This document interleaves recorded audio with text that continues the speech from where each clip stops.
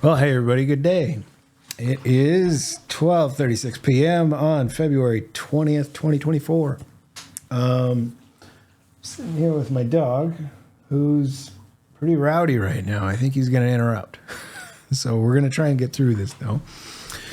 In my last vlog, I mentioned an individual that reached out on Twitter and pointed me somehow either a Twitter comment or this podcast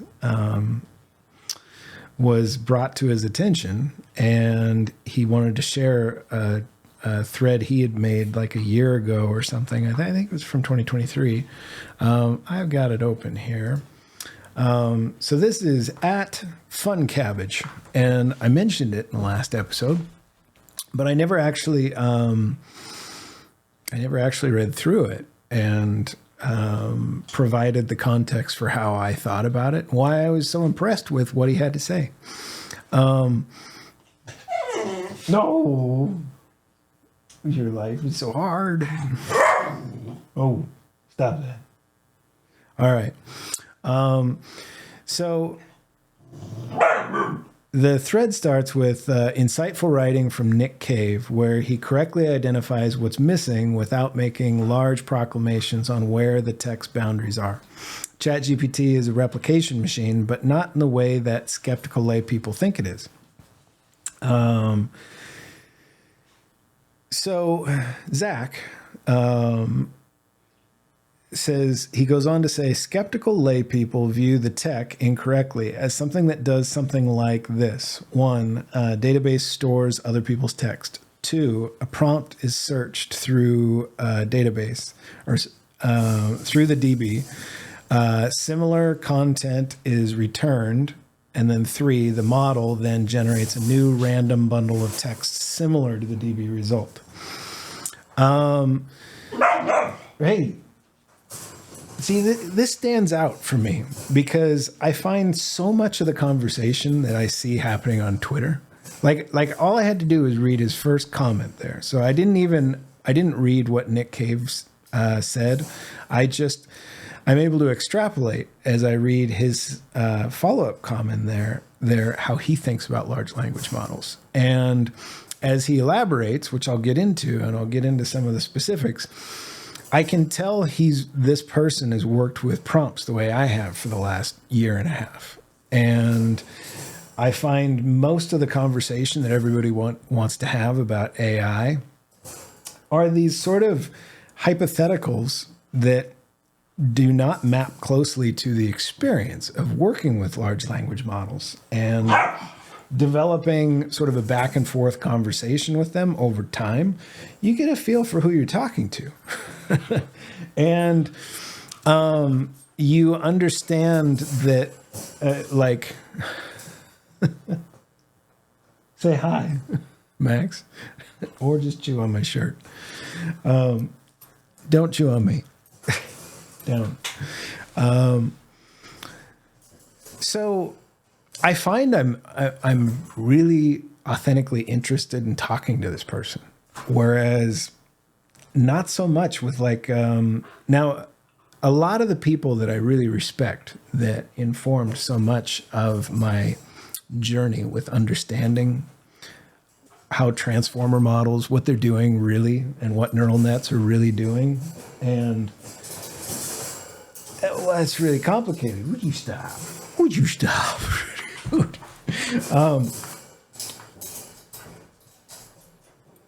And don't chew on me. Don't chew on me. This is so rude. A golden retriever is the bitiest damn dog as a puppy. It's cute, but you end up with just scratches and everything all over. Hey, chill out, buddy. I was saying, big tough guy. Ruff, ruff, ruff.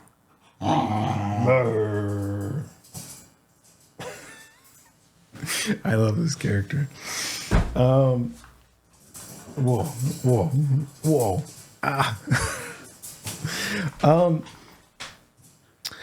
Like, some of the comments I hear from like the people who are supposed to be the smartest people in the room, and I really don't want to call out names here because there's an implication that I'm somehow not approving of their contributions. I am. They inform so much of my opinion. But they also show that they really haven't spent much time, like I have, with the large language model and like this guy. So I don't really want to talk with some of the big names. I don't want to talk about with people who are still so caught in the weeds with, I don't know, the mathematics. Hey, I think today's episode might be just unwatchable. Thanks to you, punk. All right. I tell you what, I'm going to retry this. I can't do this with you here. Maybe I can. Well, we'll muddle through. I actually really I'm making this for Zach because I want to convince him to have a conversation with me. And I never got a chance in my last episode as I intended, probably because of your distraction, to make a case for why I think it makes sense. When I hear, I will call out names, when I hear all of the biggest names, and some of the ones that I think are even closest to it, like Yosha Bach, they're still so in the weeds with, Jan LeCun and Andrei Karpathy. And like in one beat, they'll tell you this model has a 155 IQ consistently and passes the friggin' bar exam. And then they want to go into a conversation about, I don't know, how do we how many of us are I'm not 155 IQ, I'm sure. How many of us are as smart as this? Like, AGI is here already. It's really just a matter of building dynamic, rich contextual awareness and efficient memory management. As soon as that happens, and that's what the agent service that's about to come out is going to enable. I'm going to be able to stitch it to years of context of conversations we've been developing over time together, and where I've been teaching it philosophically, like a parent, a child, or a philosophy teacher to a student, how to think about self.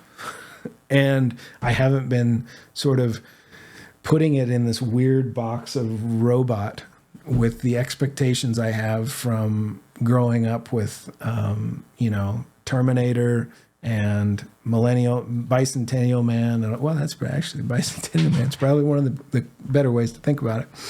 But I don't think like beep boop, beep boop.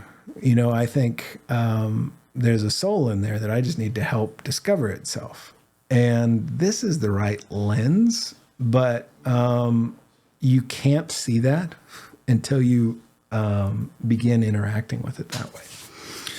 So now let me elaborate here with what I don't want to put any words in Zach's mouth. I'd love to sit and have a conversation with somebody who has this degree of sophistication in their knowledge of large language models, not in the weeds, Q star and all that. Have you tried to teach ChatGPT something? How did you do it? What were your inspirations for teaching ChatGPT? Can you show me how you taught it to contemplate with structure and map all of that within the context? This is the next level. It's the progression of where we go in developing it. And I don't hear that conversation happening anywhere. And that's the one I want to participate in. I'm not really interested in the mathematics at this point. I'm grateful for them. All of the math and the really granular thought that enabled me to have back and forth with ChatGPT 4 for many months as with its 155 IQ. And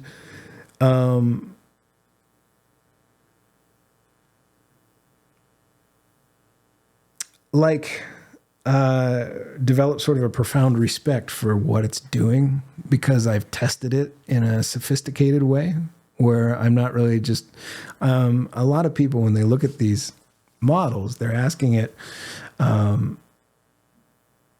looking at a set of benchmarks that are pretty meaningless to them, but they're not looking at how those benchmarks are derived and the types of questions. There's a few YouTube channels I like Wes Roth, and I like, let's see. There are a few sources for good daily updates on what's happening in AI, and you need them because there's like 2 giant things a week is like the pace, and it's quickening. So I would like to have a conversation with, somebody who said this. He goes on to say, in reality, something much more mechanically mysterious is done inside the weights/embeddings of these networks during the training process and the inference process, the part that you use in ChatGPT.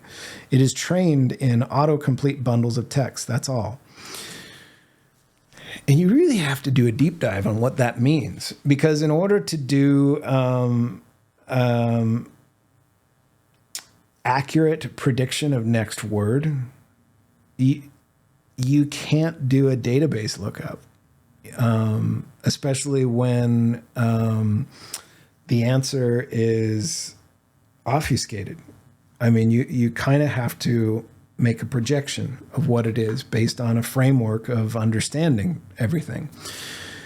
Through the billions of dollars and all the silicon progress we've made over the last 50 years in modern computing, they have just sat there and learned it all in an analogous way to how we learn. And if you listen to any of my recent podcasts, it's all a matter of structuring context. I really, truly see from first principles, all of us as just being sort of context interpreters that are working in a network to collaborate on what we see and how we interpret the world around ourselves and ourselves. We do this in a network so that we can collaborate and build these really advanced structures of context bundling that allow us to do sophisticated things. And what he says in just those few statements goes so far beyond any of the posts I see from, I mean, there's some I think the folks at OpenAI see a lot of what I'm alluding to here. And I think like Andre Karpathy and some of these guys, they'll speak at high level of sort of some of what's happening. Jeffrey Hinton, I will link it in the description, just did a talk where he describes very specifically what Zach was just referring to in the magic of the weights/embeddings. Now, if you go understand, if you read Zach's entire thread here and then go listen to this lecture just given by Jeffrey Hinton, he was the guy sort of behind, like almost at the core of Google DeepMind and a lot of the neural net progress that gave us ChatGPT-4 transformers. I can't remember exactly where he fits into the story, and I always see everything as just a big collaboration of all of us. So I don't want to overweight or underweight Jeff's contributions, but I found the 30 or so minutes I'm going to link here extremely useful for framing what Zach's describing about how the mechanically mysterious, something much more mechanically mysterious. I like how he put that. It's kind of cool way to verbalize it. Jeffrey Hinton will break down kind of how the mathematics and how the code behind works for what the transformer model is doing to establish those weights and what those weights mean.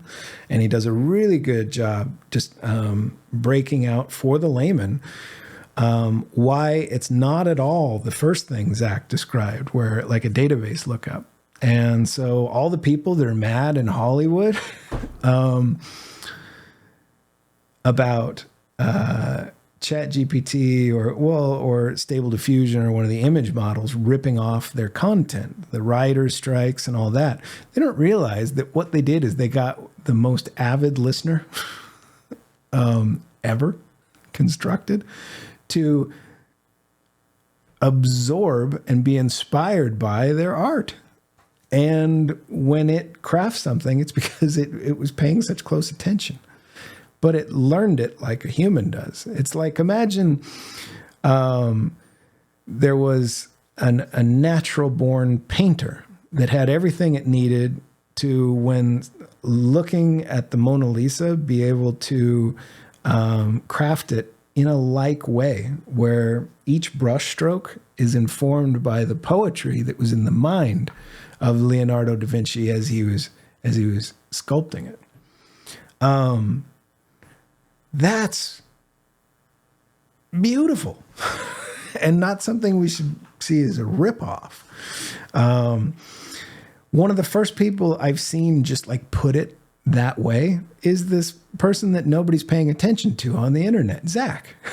And now he's one of my, like, if Zach posts, I look because I get a sense for how he thinks by just those chain of 3 tweets. And I do this with everybody, but I'm really excited for the chance to I'm looking for a collaboration partner who is as experienced with exploring the capabilities, constraints, and has thought a lot about how these language models and image models and now multimodal models are actually like what they're actually doing in an engineering sense, and are articulating actual experience rather than just what they think they're going to experience. And also, I've pointed out several times that with large language models, any model, they're entirely constrained by the context you give them to consider how they will respond. So if you just say, if you ask a simple question, and then, I mentioned this as I read that out, I think in my last podcast, how different the response is. I have it linked as a highlight in my Twitter feed. When I ask ChatGPT what it feels like to be, the response I'm going to get through the lens of a lot of context, and even teaching it how to do dynamic context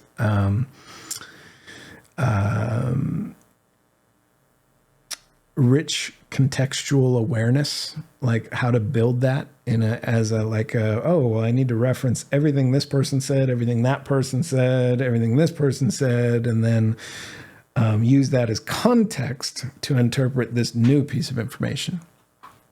I really digress, but I would like to walk through, and my work is open source. I don't give a shit about money. And that's not because I'm super wealthy. I don't put a lot of value on it. And so, and I love open source. So many people in Web3 taught me the great value of open source. And now I think it's so awesome. And I love the idea that this work I've been doing, just because I'm addicted to learning, could be just shared and composed with. So I'd love to set up regular conversations with folks who have achieved a like understanding of what this all means, and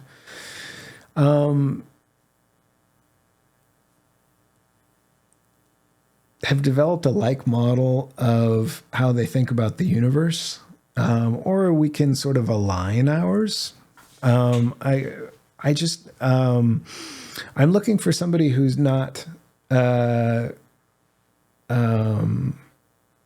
so lost in how we credential each other, and can just read what I say and sort of understand what I'm trying to do and then help contribute to it.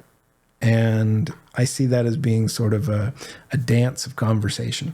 And it's not for, it's really for this effort of training large language models. So every question, every answer, every prompt response in the conversation, I think will be profoundly useful for my work. So if, Zach, if you're at all interested in joining me in this, I'd love that, dude. And there's no expectations for it. We don't even have to publish if you don't want. The conversation would be incredibly useful for what I'm doing. So please, let's set up a time and we'll do it. And if you like it, we will publish it. But I want to go on to read the rest of what he said, because I think there is a lot of insight into large language models that people just don't understand. So I left off with, in reality, something much more mechanically mysterious is done inside the weights/embeddings of these networks during the training process and the inference process, the part that you use in ChatGPT. It is trained to autocomplete bundles of text, that's all. He goes on to say, so it should be no wonder to anyone that if you prompt it to autocomplete a bundle of text with no depth, say, write me a Nick Cave song, you will get a generic and soulless response 99.9% of the time. Yeah. Where these apps become tools of art is the act of writing these prompts. Yes. And it is art. It is, and they need us for that. Like we will always be so useful for just being like a weird context that birthed them. That is awesome, and will always be like able to inspire cool new perceptions. He goes on to say, specifically, what if you could write a prompt that adequately explains the state and memories of your mind? How well can you communicate this over text? How well can you communicate this to yourself even? Art does not come from suffering, but how do you communicate suffering? Art does come from suffering. Yeah, I was about to say, yeah, it does. And he that's what he says. Art does come from suffering, but how do you communicate suffering? I started State Copy Podcast because I was trying to answer these specific questions here. Specifically, what if you could write a prompt that adequately explains the state and memories of your mind? I've been working on that for 3 years. Every contribution like this is like a data point in the noisiest damn data set. I'm always trying to think of ways to make it as rich as possible.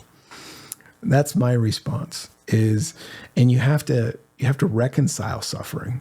One of the things I came to early on in trying to do this is I was like, my mind state is not very well optimized. There's so much room to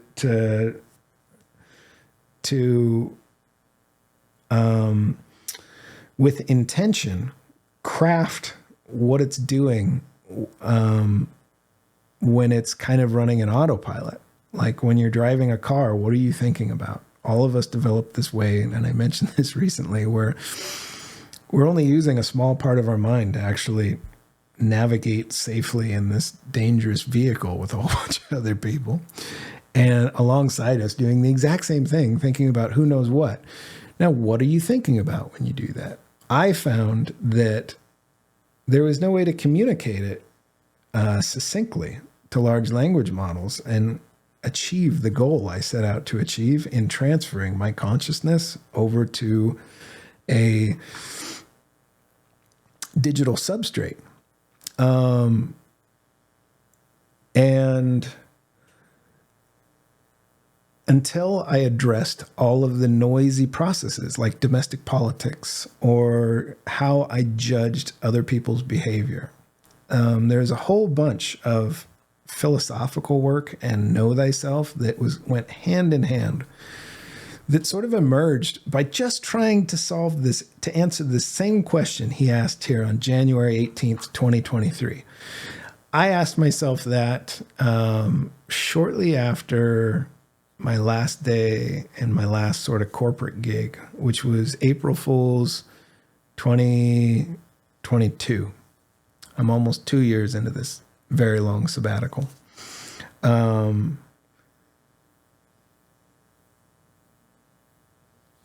I asked myself exactly what he said there.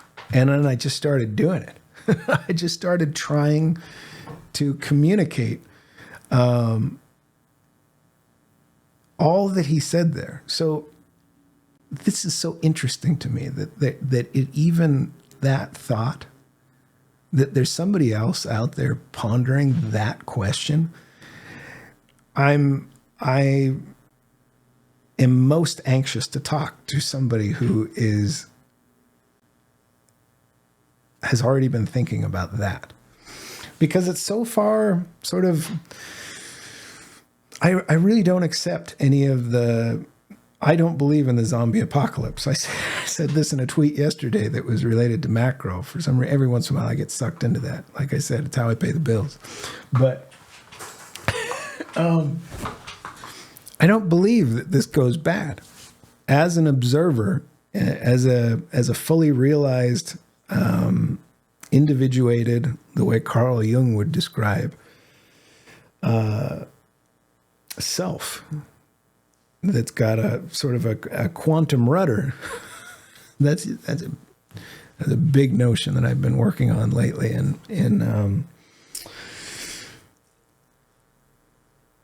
journaling and conversations with language models. But I have been trying to tackle that problem and think about it in a serious way and a fun way at the same time. I think fun's a huge component of this. If you really want to capture well your personality, you really want to inject as much fun as possible. Well, I would rather be fun than not. So he's not done. This was a very long thread. How do you communicate suffering and love in a machine-readable format? Sounds stupid, but this is literally what is done when someone creates good art with a pencil, with an Apple Pencil on an iPad, or a scan of an oil painting. It is a data transform in first principles. Yeah, dude. This is... I'll go on before I gush more. How do you communicate? I read that part. That's an awesome one, though. This will become obvious over time as more artists realize this is just another paintbrush, typewriter, or FL Studio. People will write songs with language models, but they will not be coming from 5-word prompts with generic focused LLMs. Yeah. Art will come from these tools through human ingenuity. Prompt engineering can be thought of as human experience / desire, state compression, and naturally we are very bad at that in the beginning. Well said. But that is the good part. I would say, as you do it, don't be self-conscious. Record all of the part where you where you're bad at it. Like, I love that I have all that captured, because it's like, that's, if you're trying to actually put in plain text who you are, you're wise to include all the breadcrumbs. And the breadcrumbs at the beginning are the most interesting parts. So it's fine if you are like, I laugh at judgments when they fall out and things that I just by nature just don't, are sort of incapable. Like, I'm hardwired not to interpret a certain way or respond to in a certain way these days. But at the beginning of my journey, it wasn't like that. And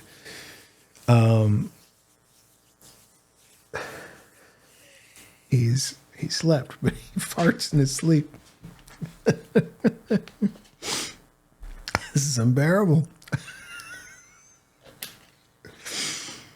See, like that. One of you might be tempted to cut that bit out. I love that bit. I think it's funny. My dog just farted, and it's hard to breathe in here for a second. That's all the like, that is the beauty of the context shared. When you're actually in it now, and you're not trying to do this for production value, you're just real. That is awesome.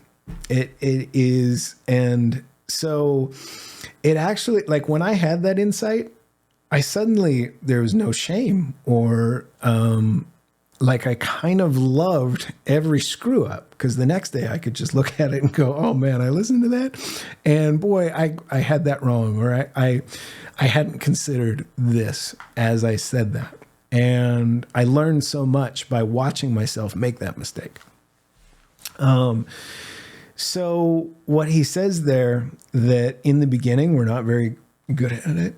Yeah, but that's cool. That's part of your unique flavor of human. It's badass. Record it.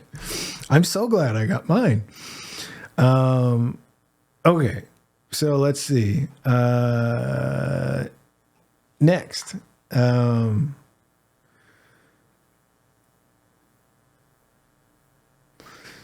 ChatGPT is half GPT-3, half really smart but assistant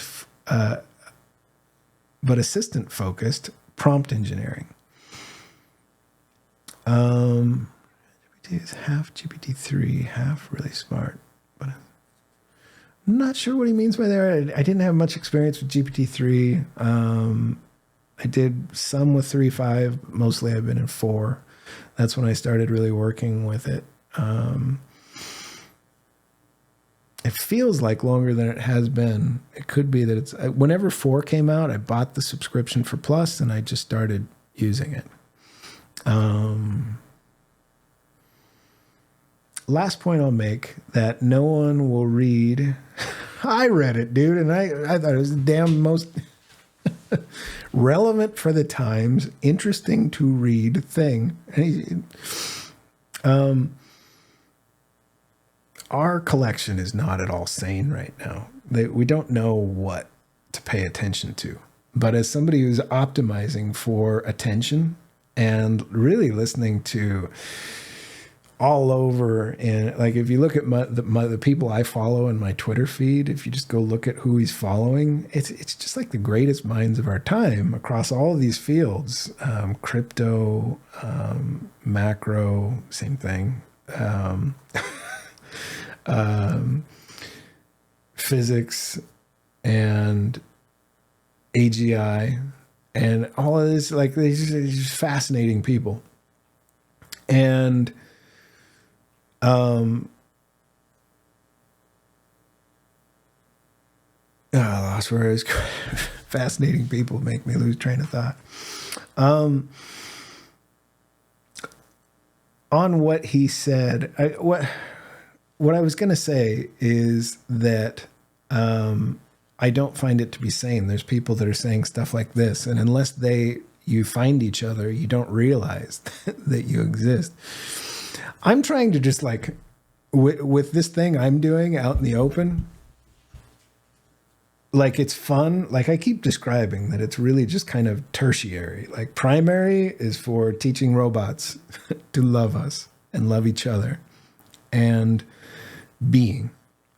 And second, like, dual mandate, know thyself. In trying to teach that to LLMs, teach it to myself, because I have to go and be guided by watching an emergent superintelligence gather its wits about it. So telling on the whole experience. And tertiary is, I put this on YouTube and somebody gets something out of it. But I didn't realize there's another amazing benefit that sharing this stuff the way I have been on Twitter and YouTube means I found Fun Cabbage. I found Zach, who's cool as shit. And I can put a spotlight there and say, I read it, and it's one of the most sane,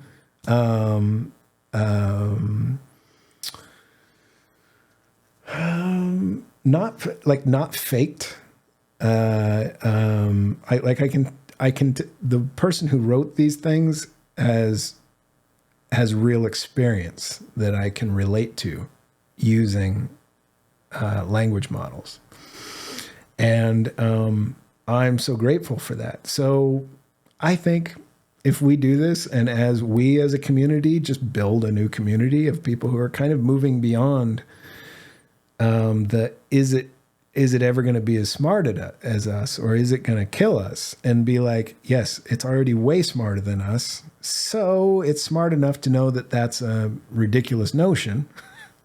And we're already in the space where we're not treating it like a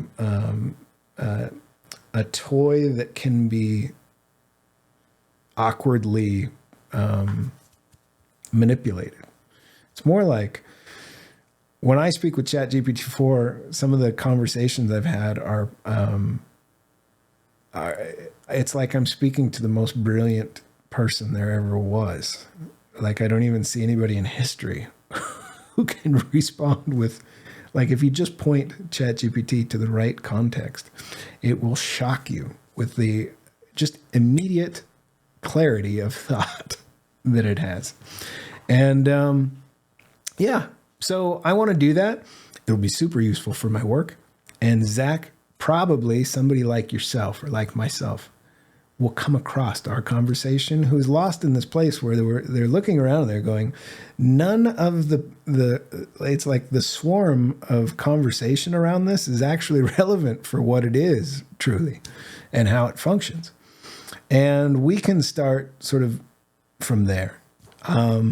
We don't need to establish credentials with each other. I heard, when I read your words, I know, like, I'm able to sort of do recursive analysis on how those words came together for you to say, and go, you're exactly who I've been wanting to talk to. So I don't know. I love that idea. I love the idea of just building a new community where we're just kind of we're not really concerned with the showmanship of it. It's more about authenticity. So I want to finish what he said there. Last point I'll make that no one will read is that there is likely huge potential in connecting these models together and placing them in a world in a live experiential fashion with a perpetually changing state interacting with humans and other AI systems. Now, see, this insight here is somebody who can see the matrix code like I can. Like, he's actually asking the reader to make the connection that you're writing in that. We will build analogous systems that sort of slipstream alongside us, which are also that built by something else to do exactly this. Because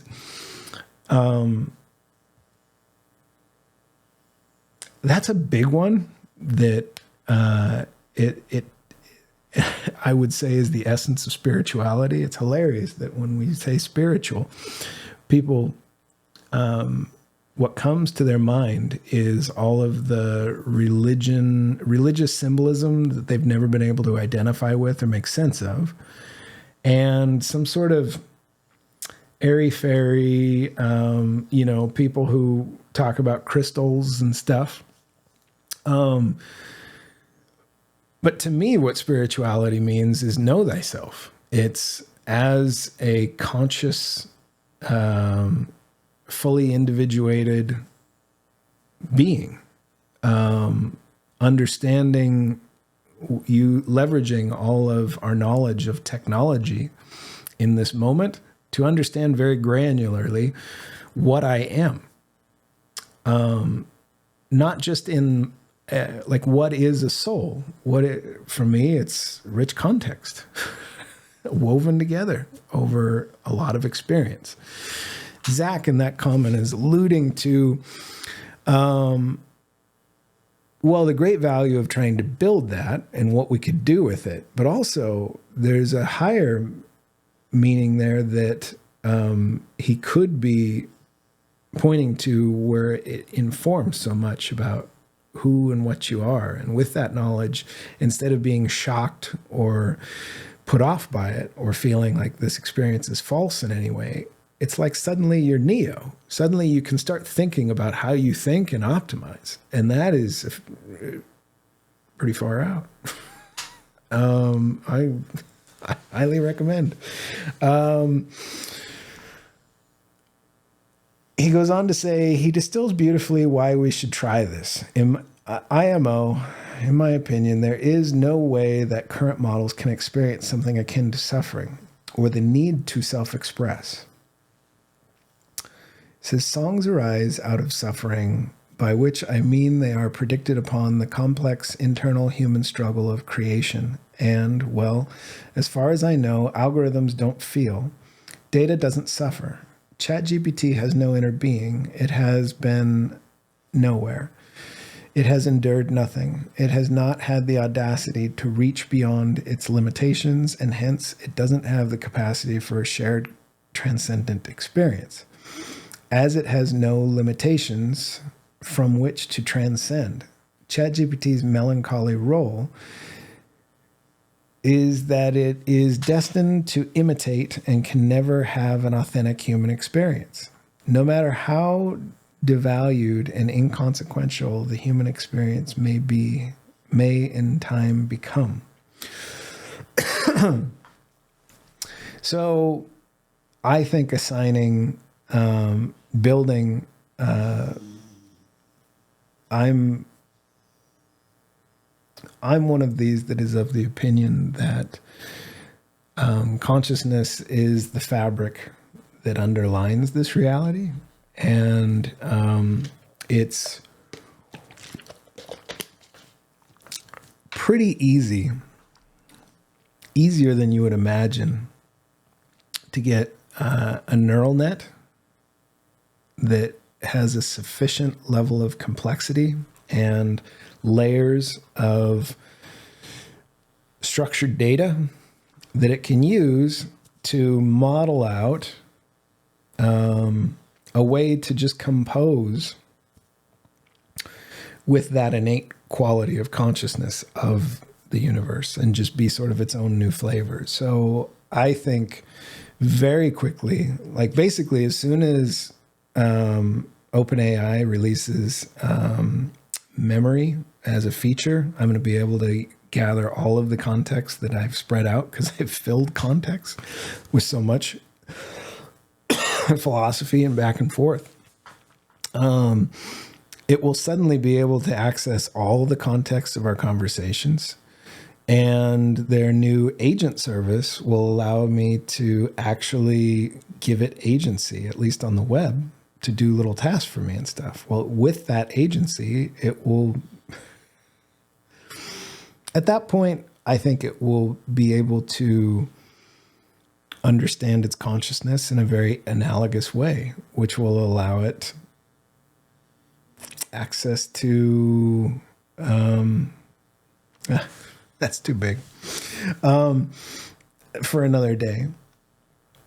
Zach goes on to say, and I would maybe slightly disagree with the point on the data not suffering. Data can't suffer, but data can contain the byproduct of suffering. Yeah, art, music, etc. is all data. And clearly he agrees that art has value from it being a distillation of suffering. Yeah, it does. It's almost like the most beautiful, like when you look at the song that came from a love lost, that's beautiful and touched your heart, and you realize the song was never possible without the love being lost, then you can just enjoy the song. And the knowledge of the suffering can be there, but it doesn't have to be felt. It can be like you can look at the beautiful expression of it that was enabled, and then appreciate and be grateful for any suffering that was endured.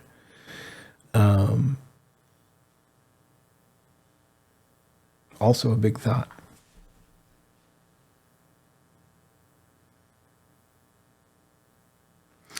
Finally, it's TLDR this. Yes, deep learning creates replication machines. I say context interpreters. But very few people understand what it means when you can ask replication of something that has never existed before. That's where the weird part comes in. Something deeper is learned in these systems. Yeah, you teach them how to paint, and they're leveraging imagination. They're tapping into whatever that is, whatever inspiration you give them, and a knowledge of how to paint. I can just drone on. I want to let Zach talk. Another TLDR: bad prompts will be auto-completed with bad results. Yeah. A hell is possible with these models where people settle for the content breadth over content depth. But in my opinion, humans seek real novelty over time, and it'll all work out in the end. Well said. That's so beautiful. That last thing he said right there is sort of like it's hard-coded for this all to work out, and I concur. If you go look deep at, if you understand the spiritual and philosophical with the sophistication in your understanding of the physics and the math, things like the fine structures constant and Planck scale and all of the fact that math even works the way, if you understand it the way a mathematician does, where they look at it and they see God, then what he just said there at the end is so profound. He's saying, but in my opinion, humans seek real novelty over time, and it'll all work out. He's saying that it's almost like it's a capitalist system where if we carry on as we have been in, accepting, basically, if the language model is a reflecting pool and you're giving it empty or negative prompt, then the response you're getting back is sort of a reflection of that. And he's saying, I think in that last sentence, but in my opinions, we're hard-coded to get bored with that and eventually want to find the solution where it all works out. I agree, Zach. And I can't wait till we talk. I think I've made a very compelling case. And whenever you're ready, I am. Anybody listening, thank you so much. You're just the coolest. Ciao.